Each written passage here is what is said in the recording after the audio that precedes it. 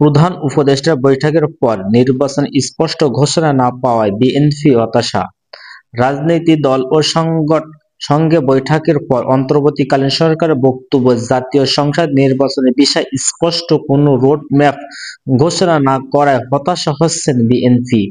মঙ্গলবার ২৭শে মে বিকালে রাজধানী গুলিস্তানে চেয়ারপারসন রাজনৈতিক দল কার্যালয়ে বিএনপি স্থায়ী কমিটির সদস্য একটি সাংবাদিক সম্মেলনে এ কথা বলেন। সাংবাদিক সম্মেলনে লিখিত বক্তব্য পাঠ করেন বিএনপি স্থায়ী কমিটির সদস্য ডক্টর খন্দকার মোশাররফ হোসাইন। এতে বলা হয়, গত ২৪শে মে অন্তর্বর্তীকালীন সরকারের প্রধান উপদেষ্টা আহ্বায়ক বিএনপি একটি প্রতিনিধি দল সাক্ষাৎ করেন। একই দিনে আরও ২টি দল প্রধান উপদেষ্টার সঙ্গে সাক্ষাৎ করেন। পরবর্তীতে আমরা আপনাদের সামনে আমাদের তথ্যুত প্রতিক্রিয়া বক্তব্য করেছিলাম। পরের দিন আরও ১৯টি রাজনৈতিক দলের সঙ্গে সাক্ষাৎ করা হয়। রাজনৈতিক দলসমূহের সাথে মাননীয় প্রধান উপদেষ্টা আলোচনার প্রসঙ্গে প্রেস সচিবের মাধ্যমে সরকারের যে বক্তব্য পাওয়া গেছিল তাতে জাতীয় সংসদ নির্বাচনের বিষয়ে স্পষ্ট কোনো রোডম্যাপ ঘোষণা করা না থাকায় আমরা হতাশা হয়েছি। বিএনপি এবং অন্য রাজনৈতিক দলের কোনো সময় মাননীয় প্রধান উপদেষ্টার পদত্যাগ চায়নি এবং এখনো চায় না। কিন্তু আমরা অন্তর্বর্তীকালীন সরকারের নেতৃত্বে ডিসেম্বর ২০২৫-এর মধ্যে একটি স্পষ্ট নিরপেক্ষ জাতীয় সংসদ নির্বাচনের রোডম্যাপের দাবি করে এসেছি। যেহেতু সংসদ একটি চলমান প্রক্রিয়া, তাই সংসদে ও নির্বাচনের প্রক্রিয়া দুটি একসাথে চলতে পারে না। ফাসিস্ট শক্তি এবং ব্যক্তিগত অর্থ দল এবং মানবাধিকার অপরাধী অতিযুক্ত ব্যক্তিগত বিচার প্রক্রিয়া চলমান থাকবে।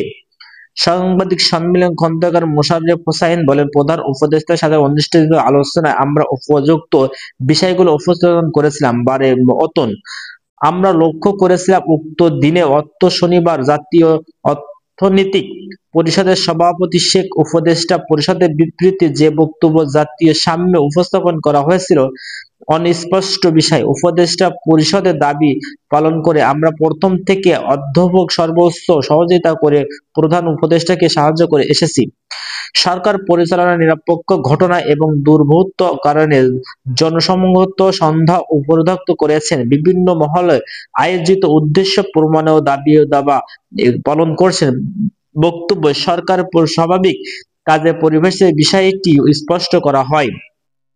তিনি বলেন, উপদেষ্টা পরিষদের বিবৃতি উল্লেখ করা হয়েছিল যে প্রযোজিত শক্তি ইঞ্জিনে বিদেশি শক্তি অংশগ্রহণ হিসাবে সরকারের উপর দায়িত্ব পালন করতে অসম্ভব হয়েছে তুলনা হয়। আমরা বলতে চাই যে যত শিগগিরই একটি স্পষ্ট নিরপেক্ষ জাতীয় সংসদ নির্বাচনের মাধ্যমে প্রযোজিত শক্তি ইঞ্জিন এবং বিদেশি শক্তিকে বন্ধ করা সম্ভব, সেই লক্ষ্যে আয়োজিতের জন্য অবিলম্বে জাতীয় সংসদ নির্বাচন অনুষ্ঠান করার জন্য একটি রোডম্যাপ প্রধান উপদেষ্টার ঘোষণা করা জরুরি। মোশাররফ হোসাইন বলেন, দেশের স্থায়ী লক্ষ্যে নির্বাচন বিবেচনা ও সংস্কারের কাজ এগিয়ে যেতে এবং বিস্তৃত এদেশে স্বৈরাচার আগমন প্রতিহত করতে ফ্যাসিবাদ বিরুদ্ধে রুখে দাঁড়াতে ঐক্যবদ্ধ ও জুলাই ছাত্র গণঅভ্যুত্থানে যে ঘটনাটা ঘটেছে তাতে আমরা সকলে ঐক্যবদ্ধ থাকতে হবে। আমরা সরকারের স্বাভাবিক সহযোগিতা প্রদান ও যাচ্ছি যাচাই ও স্বীকৃতি দিচ্ছি। উদ্যোগ বিচারিত প্রতিক্রিয়ার স্পষ্ট নির্বাচন সমস্ত স্বাভাবিক কার্যকলাপ করে যাচ্ছি। এমন কোনো কার্যকলাপ নাই যাতে সরকারকে আমরা পরাজিত করতে দিচ্ছি। উপদেষ্টা পরিষদের বিবৃতিতে কোনো মহলে তাহাদের উপরে অফিল ও দায়িত্ব পালন করতে অসম্ভব তুলে ধরছেন। একটি বিবৃতি অভিযানে উপস্থিত হয়েছে বিএনপি স্থায়ী কমিটির সদস্য বলেন, জুলাই ছাত্র গণঅভ্যুত্থানে অংশগ্রহণের সকল রাজনৈতিক দল সামাজিক এবং শ্রেণীর পেশার শক্তির মাধ্যমে বিদ্যুৎ শক্তি স্পর্শ না করে ঐক্যবদ্ধ আরো শক্তি করা যায় না। সেজন্য সরকারের নিরপেক্ষ ভূমিকা পালন করতে পারছে না বলে আমরা